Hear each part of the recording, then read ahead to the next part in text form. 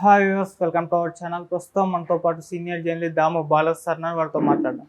నమస్కారం. నమస్తే సార్, పవన్ కళ్యాణ్ గారు తన మూడవ భార్య అన్నా లెజినోవా గారికి విడాకులు ఇచ్చినట్టు కొన్ని వార్తలు రావడం చూస్తున్నాం సార్. అసలు ఈ ప్రస్తావన ఎందుకు వచ్చింది అంటే, రీసెంట్గా పోతిన మహేష్ గారు ఏదో కామెంట్ చేశారు, అందు నుంచి ఇవి పుట్టాయని చెప్పేసి చెప్తున్నారు సార్. అసలు ఆయన ఏం చేశారు, మరి ఈ వార్తలు నిజం ఎంతుందంటారు? యాక్చువల్లీ ఇది లాస్ట్ ఇయర్ కూడా 2023 జూలై ప్రాంతంలో కూడా సేమ్ వార్తలు వచ్చాయి. అప్పుడు కూడా పవన్ కళ్యాణ్ అన్న లెజినోవాకి విడాకులు ఇచ్చేశాడు, అందుకని ఆమె ఎక్కడా ఈ మధ్య కనిపించట్లేదు ఫంక్షన్లో అనేది ఉన్నారు. దానికి ప్రతిగా వీళ్ళు ఒక పాత ఫోటోను వదిలారు. అది పాత ఫోటో అనేది కూడా మళ్ళీ వీళ్ళు చెప్పారు. సో ఫైనల్గా లావణ్య, వరుణ్ తేజ్ వాళ్ళిద్దరి పెళ్ళికి ఆమె కనిపించింది. వాళ్ళిద్దరు ఎయిర్పోర్ట్లో పోతున్న వీడియోలు, అక్కడ వీడియోలన్నీ బయటకు వచ్చాయి కాబట్టి సో ఆమెకి విడాకులు ఇవ్వలేదు అనేది వచ్చింది. దీనికి ఇంకొక కారణం ఏంటంటే, ఈ మధ్యకాలంలో ఆమె ఎక్కడ కూడా పవన్తో ఉన్న ఇది కనిపించట్లేదు. దానికి కారణం ఏమంటారంటే, ఆమె రష్యాలోనే ఉంది, రష్యాలో పిల్లలు అక్కడే చదివించుకుంటూ అక్కడే ఉంది అనేది ఒక టాక్. రెండోది ఏమంటే, ఆమెకు ఆస్తులు సింగపూర్లో ఉన్నాయి. ఆమె పేరుతో పవన్ కళ్యాణ్ చాలా ఆస్తులు కొన్నాడు. దాదాపు 1600 కోట్ల ఆస్తులు ఆమె పేరుతో ఉన్నాయి. వాటిని ఆమె మేనేజ్ చేయడానికి అక్కడ ఉంటుంది అనేది ఒక వెర్షన్ ఉంది. ఏ వెర్షన్ ఏదనేది ఎవరికి తెలియదు నిజాలైతే. ఏదేమైనా అది పర్సనల్ ఇష్యూ, కానీ ఇప్పుడు వాళ్ళ రాజకీయాల్లో ఏది పర్సనల్ కాకుండా అయిపోయింది కాబట్టి ఆమె విషయం కూడా బయటకు వస్తుంది. సో ఇప్పుడు కొత్తగా ఎందుకు వచ్చిందంటే ఈ టాపిక్, ఆల్రెడీ నేను ఈ వార్త వైరల్ అవుతుంటే చూశాను. కొన్ని వెబ్సైట్లు కూడా రాశాయి. అదేంటంటే, పవన్ కళ్యాణ్ మూడో భార్య అన్నా లెజినోవా విడాకులు ఇచ్చాడా అనే వార్తలు రాశాయి. దానికి కారణం వాళ్ళు ఏం చెప్తున్నారంటే, ఈయన పోతిన మహేష్ ఎవరైతే ఉన్నాడో, విజయవాడ వెస్ట్ టికెట్ ఆశించి జనసేన నుంచి బయటకు వచ్చి వైసీపీలో చేరాడు. ఆయన ఒక మాట అన్నాడు. అదేంటంటే, పిఠాపురంలో పవన్ కళ్యాణ్ ఇల్లు తీసుకున్నాడు. ఇల్లు తీసుకుంటే గృహప్రవేశం చేయబోతున్నాడు. ఆ గృహప్రవేశానికి పవన్ కళ్యాణ్ ఆయన భార్య అన్నా లెజినోవాతో కలిసి పూజలు చేస్తే బాగుంటుంది, అది నేను ఆశిస్తున్నానని చెప్పాడు. సో దాన్ని తీసుకొని వీళ్ళు ఏం చేస్తున్నారంటే, ఆశిస్తున్నానని చెప్పినా కూడా పవన్ కళ్యాణ్ అది చేయలే, ఒకటే చేశాడు. ఒంటరిగానే పూజ చేసి ఆ ఇంట్లోకి అడుగుపెట్టాడు. సో దీన్ని బేస్ చేసుకొని ముందే తెలుసు పోతిన మహేష్కి వీళ్ళిద్దరూ సపరేట్ అయినారని తెలుసు. ఇది సోషల్ సపరేషన్ తప్ప లీగల్ సపరేషన్ కాదు. అందుకని పెళ్ళికి కూడా, వరుణ్ తేజ్ పెళ్ళికి కూడా పిలవడానికి కారణం ఏంటంటే, ఆమెతో నేను ఉన్నానని చెప్పడానికి తప్ప ఇంకొకటి ఏమీ లేదు.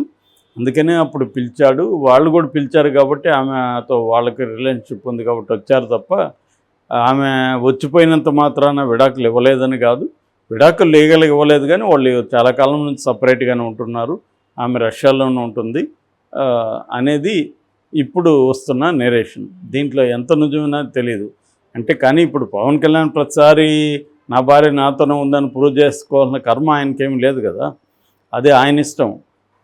కాకపోతే ఏంటంటే, రాజకీయంగా ఇది ఎంత ప్రభావం చూపుతుంది. ఎందుకంటే వైసీపీ వాళ్ళు ముందు నుంచి కూడా ఒక అటాక్ ఏం చేస్తున్నారు, జగన్ కూడా పదే పదే చేస్తున్నాడు. నిజానికి అది అవసరం లేదు, కానీ పవన్ కళ్యాణ్కి ఒక ఇమేజ్ని దెబ్బతీయడానికి, అతని క్యారెక్టర్ దెబ్బతీయడానికి, తద్వారా రాజకీయాల్లో అతనికి నిలకడలేదు.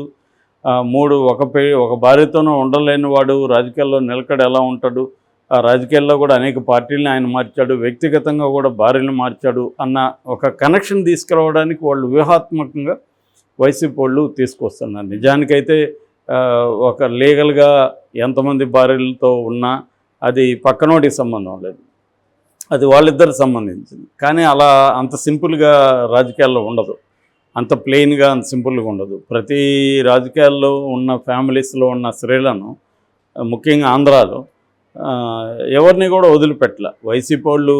ఇటు చంద్రబాబు ఫ్యామిలీలో ఉండే స్త్రీలను వదిలిపెట్టలే, వీళ్ళు కూడా తెలుగుదేశం వాళ్ళు, జనసేన వాళ్ళు, జగన్ ఫ్యామిలీలో ఉండే స్త్రీలను కూడా వదిలిపెట్టలేదు. ఇవి మామూలే. ఇప్పుడు షర్మిల జగన్ క్యాంట్ అయినప్పుడు వైసీపీ వాళ్ళు షర్మిలను కూడా వదిలిపెట్టలేదు. తమ పార్టీ నాయకుడి చెల్లెలైనప్పటికీ ఆమెను కూడా అటాక్ చేస్తున్నారు. అంటే తమ పార్టీకి ప్రయోజనం ఉంటుందనుకుంటే ఏదైనా వాళ్ళకి ఓకే, దేనైనా అటాక్ చేస్తారు, ఎవరినైనా అటాక్ చేస్తారు. కాబట్టి అటువంటి ఒక కాంటెక్స్లో ఇవాళ ఉన్నాం కాబట్టి ఇప్పుడు మళ్ళీ ఎలక్షన్కి ముందుగా ఈ వార్త అయింది. ఇప్పుడు మళ్ళీ పవన్ కళ్యాణ్ ప్రూవ్ చేసుకోవాల్సిన పరిస్థితి ఏర్పడింది. ఆమెను పిలుచుకొచ్చి ఏదో ఒకటి చేయకపోతే ఇది వైరల్ అవుతుంది, నిజమేనేమో అని. సో ఇది ప్రాబ్లం అనమాట. యాక్చువల్గా మనకు పవన్ కళ్యాణ్ పరిస్థితి చూస్తే ఆమె నందిని అనే ఆమెతో ఫస్ట్ 97లో పెళ్లి చేశారు పవన్ కళ్యాణ్కి. బట్ అది అరేంజ్డ్ మ్యారేజ్ కావడం, తనకి అంత మెచ్యూరిటీ ఆ టైంలో లేకపోవడం, దానివల్ల ఆమెతో ఇబ్బందులు వచ్చాయి. దాని తర్వాత 2007 టైంకి నందినితో విడాకులు అయింది. బట్ విడాకులు అప్సెల్గా అయింది తప్ప అంతకుముందు నుంచే రేణుతో ఆయన సహజీవనం చేస్తున్నాడు. సో 2004లో అకీరా పుట్టడం, 2010లో ఆద్య పుట్టడం, ఇవన్నీ జరిగినాక పెళ్లి చేసుకున్నాడు. 2009లో ఆయన పెళ్లి చేసుకున్నాడు. తర్వాత 2012లో విడాకులు ఇచ్చాడు. బట్ విడాకులు ఇవ్వకముందే 2011 నాటికే ఆయనకి ఈమెతో ఇప్పుడున్న అన్నా లెజ్జినవతో సంబంధం ఉందని, ఆమెతో పెట్టిన కూడా కన్నాడని రేణు దేశాయ్ కూడా ఆరోపించింది. నాతో ఉంటూనే ఇంకొక ఆమెతో బెడ్లు కన్నాడని. ఆమె ఏంటంటే అక్కడ తీన్మార్ సినిమా 2011లో పరిచయం అయింది. అక్కడ రష్యా షూట్కి వెళ్ళినప్పుడు అక్కడ కొంతమంది డ్యాన్సర్ని పెడతారు కదా, ఆమె కూడా డ్యాన్సర్గా ఉండేది. సో ఆమె పవన్ కళ్యాణ్ నచ్చడంతో ఆమెతో అఫేర్ పెట్టుకోవడం, దాని తర్వాత అది కంటిన్యూ కావడం, దాంతో ఆమెకు పెట్టుబట్టడం, ఇవన్నీ కూడా జరిగిపోయినాయి. సో అలాగా వీళ్ళకి 2 పిల్లలు, పోలేనా అంజనా పవనవ్వ ఆ అమ్మాయి పేరు. సో పవన్ వచ్చే విధంగా 2 పేర్లలో పవన్ వచ్చే విధంగా పెట్టారు. దానికి మళ్ళీ రష్యన్ ఫీల్ కల్పించే విధంగా. రెండోదేమో మార్క్ శంకర్ పవనోవిచ్ అనేది ఇంకోటి పెట్టారు కొడుక్కి. ఇవి కూడా కొంత అందరికీ విచిత్రంగానే ఉన్నాయి. బట్ వాళ్ళిద్దరు కలిసి పెట్టుకునేది. రెండోది ఆమె క్రిస్టియన్ అనే విషయం కూడా వైసీపీ గట్టిగానే ప్రమోట్ చేసింది. ఎందుకంటే పవన్ ఎంతసేపు ఇక్కడ దేవాలయాలు ధ్వంసం అయిపోతుంది, జగన్ హిందూ దేవుళ్ళకి వ్యతిరేకంగా చేస్తున్నాడని మాట్లాడతాడు. పవన్ కళ్యాణ్ పెళ్లి చేసుకునేదేమో క్రిస్టియన్ని, ఆమె క్రిస్టియన్గా ఉంటుంది. ఇక్కడ వచ్చి చీర కట్టుకుంటుంది, అక్కడేమో ప్యాంట్ షర్టు మోడర్న్ డ్రెస్సులు వేసుకొని అక్కడ చర్చికి వెళ్తుంది ఆమె. సో ఇది పవన్ ద్వంద్వ ప్రవృత్తి అనే విషయాన్ని కూడా వైసీపీ వాళ్ళు బలంగా తీసుకెళ్తారు. ఎందుకంటే ఇక్కడ వీళ్ళు కూడా అదే చేస్తారుగా. ఆమె విజయమ్మ బైబిల్ పెట్టుకుందని, జగన్ క్రిస్టియన్ అని, జగన్ హిందూ దేవుళ్ళకి వ్యతిరేకం అని పవన్ కళ్యాణ్ కూడా మాట్లాడాడు. సో అదే విషయాన్ని వాళ్ళు కూడా చూపిస్తారు కదా. వాళ్ళు కూడా అసలు నీ పిల్లలే క్రిస్టియన్స్గా పెరుగుతున్నారు, నీ భార్య క్రిస్టియను, నువ్వు వచ్చి మమ్మల్ని మళ్ళీ క్రిస్టియన్స్ అంటావు, నువ్వు వచ్చి హిందూ దేవుళ్ళ గురించి మాట్లాడతావు అని వాళ్ళు కూడా అంటారు. ఇక్కడేమో ఆమె వచ్చి ఇక్కడ బొట్లు పెట్టుకొని అవన్నీ ఆమె ఇక్కడ చేస్తుంది. సో ఇదంతా ఒక రాజకీయంగా అవసరమైనప్పుడు, మామూలుగా అయితే రిలీజియన్ అనేది వ్యక్తిగతం. మనకి ఇష్టం ఉంటే మనం బొట్టు పెట్టుకుంటాం, పూజలు చేస్తాం, ఇష్టం లేనప్పుడు పెట్టుకోము. ఈ 2 హక్కులు ఉన్నాయి, పూజించే హక్కు, దేవుణ్ణి నమ్మే హక్కు, దేవుణ్ణి నమ్మకుండా ఉండే హక్కు కూడా ఈ రాజ్యాంగం మనకిచ్చింది. సో అలాంటప్పుడు వ్యక్తిగతంగానే ఉండాలి. కానీ ఇక్కడ ఏమైంది, వ్యక్తిగతమైన అంశాలన్నీ కూడా రాజకీయ అంశాలైనవి. నిజానికి పర్సనల్ ఈజ్ పొలిటికల్ అనే విషయాన్ని ఫెమినిస్టులు ఎప్పుడూ చెప్పారు. ఎందుకంటే స్త్రీల విషయంలో చాలామంది ఇది కుటుంబ సమస్య, మా సమస్య, నా భార్య సమస్య అని మాట్లాడతారు. నీ భార్య సమస్య కాదు, నీ భార్యని నువ్వు వేధిస్తుంటే అది రాజకీయ సమస్య అవుతుంది. కాబట్టి అది పొలిటికల్లే, పర్సనల్ ఈజ్ పొలిటికల్లే అనేది స్త్రీలు ఆ ఫెమినిజం, స్త్రీవాదం తీసుకొచ్చిన స్లోగన్. దాన్ని ఇప్పుడు మనం అన్నిటికీ అప్లై చేయొచ్చు. ఎక్కడ కూడా ఇవాళ వ్యక్తిగతం అనేది లేకుండా పోయింది. అట్లాగే మన మీద నిఘా వ్యవస్థలు ఉండడం కానీ, టెక్నాలజీ రావడం కానీ, దీనివల్ల ప్రైవసీ లేదు, మనకి వ్యక్తిగతం అనేది లేదు. మనం ఫోన్ వాడుతున్నామంటే పబ్లిక్ ప్లేస్లో ఉన్నట్టే, మన అన్ని విషయాలు ప్రపంచం చూస్తున్నట్టే. కాబట్టి వ్యక్తిగతం అనేది పోయింది ఇక్కడ. అందుకని ఇప్పుడు ఆయన 3వ భార్యకు విడాకులు ఇచ్చాడా లేదనేది నిజానికి మనకు అనవసరమైన విషయం.